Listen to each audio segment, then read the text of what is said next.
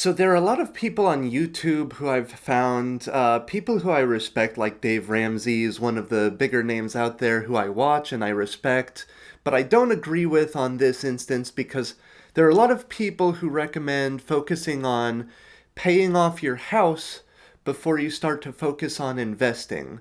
But I don't think it's good advice at all for people to focus on paying off their house before investing for several reasons. Provided you got a 30-year fixed rate, which is the only mortgage that I recommend that people do get. First of all, if you're one of those lucky SOBs who got a mortgage rate at 3 to 4%, you make the minimum payment on that debt and you keep that good debt as long as you can get it. My formula that I've shown you guys, I've made a video on it, I can reasonably expect, I feel, a 30% return on that. But even if you don't feel like following my formula and you just want to put your money in an ETF that tracks the NASDAQ or S&P 500, you can still reasonably expect a 10% yearly return on average. So you don't need to be a mathematician to realize that paying off your mortgage early and getting a 3 to 4% rate of return or whatever your mortgage interest rate was is not as good as getting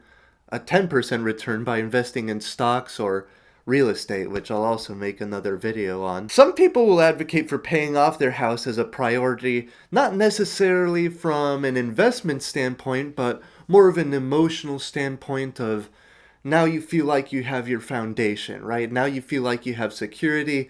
Even if I lose my job or if I decide to just kick back and start hitting the bottle, I'll be able to manage okay because now I don't have a mortgage to pay. I'd really argue that having your own investments provides more of a cushion than owning your house outright, because now you have a cushion if you lose your job of actual money. If you've just been focusing on paying off your mortgage the entire time, you might not have any cushion at all. And yeah, now your mortgage is a little bit cheaper, but you still have to worry about your other costs of living. So for me, it's a whole lot better to focus on having some investments and having the freedom to do what I want with my money. Now, as far as security goes, I don't recommend paying off your house before investing, but I do recommend buying as cheap a house as possible. Within reason, of course. You don't want to go so cheap that your wife leaves you because she's miserable, but I definitely don't recommend buying the most expensive house you can just because your bank will approve. The best form of security is not biting off more than you can chew.